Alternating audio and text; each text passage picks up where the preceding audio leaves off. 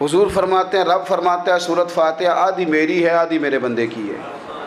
جب اس نے کہا الحمدللہ رب العالمین الرحمن الرحیم مالک یوم الدین ایاک نعبد و ایاک نستعین، جب یہاں تک وہ لفظ کہتا ہے تو یہ حصہ میرا تھا۔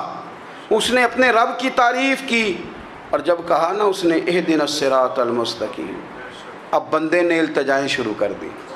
اس نے کہا کہ مالک بھی تو ہے، رحمان بھی تو ہے، رحیم بھی تو ہے، عبادت بھی تیری کرتے ہیں تو مدد بھی تو تجھی سے مانگنی ہے نا۔